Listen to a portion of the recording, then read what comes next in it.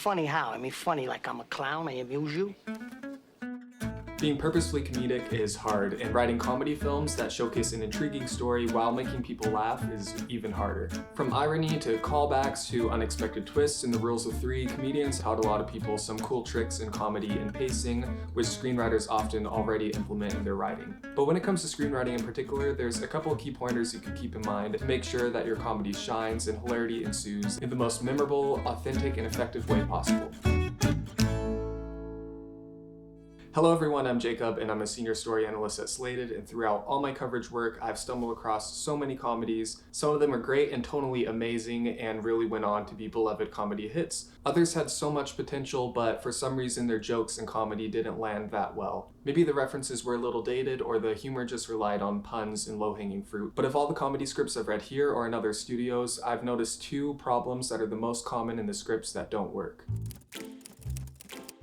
The first is super simple, so I'll speed through it quickly, but it's simply that sometimes screenwriters put the comedy and jokes ahead of the character and that character's relatable journey. It's important to remember why someone is watching a movie in the first place, and it's not necessarily to hear a string of jokes or else they would just watch a live comedy special. It's instead to experience an entertaining and motivating and captivating and unpredictable story, and experience a character journey that also makes them laugh.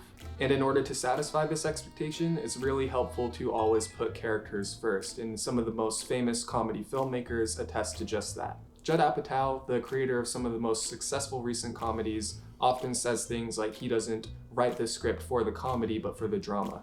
In many of his interviews and talks, he explains how his film, The 40-Year-Old Virgin, is actually a dramatic character journey focused on shame. Imagine how much more boring and forgettable the film would have been if it was just a series of jokes about a guy trying to lose his virginity instead of something that explores his character journey and the awkwardness of what he's going through and all the relationship struggles around that. It feels like a bag of sand when you're touching it. Bag of sand? It's because this character's shame is established as a flaw, and the situational comedy works to exploit that flaw, that the comedy works. So if you feel like you're writing a comedy for the jokes, consider exploring it on a little bit of a deeper level, and though it sounds counterproductive, just look at what's dramatically and emotionally drawing you to this particular story, and what would happen if you use those qualities to anchor the entire story. Alright, now to the main meat of this video. Something I see in a lot of comedy scripts, even scripts with a good story, is that all the characters are over the top, wacky, fun, zany, whatever you want to call it. While some of the most memorable characters in comedy are without a doubt over the top and absurd and eccentric, not every character has to be that over the top. In fact, if you do make all the characters over the top, it might be a little difficult for audiences to find themselves in some sort of perspective within the story world. When you have a few characters, or at least one central character that's a little more stable and level-headed than the rest, then not only does the story world become a lot more believable, but the comedy shines so much brighter. That's because you're able to show reactions to a character's over-the-top qualities and highlight the absurdity and uniqueness of the character and the situation. This concept is usually termed as the straight man character in comedy, and usually people say it's more effective to have one straight man and the rest wild characters, or one wild character within a story world that's more realistic. But regardless, just having variety in character could really do a lot for the comedy. Now, there are a whole lot of great comedies that don't follow this trick. Maybe they have a whole cast of absurd characters like The Princess Bride. But when we look at some crowd-pleasing comedies, we could start seeing how tonally effective this contrast could be. Anchorman is full of some of the most over-the-top characters in cinema, making for some hilarious and quotable moments. Rick, where'd you get a hand grenade? I don't know. But when Veronica Corningstone is introduced, both the story and the comedy grow even more intriguing.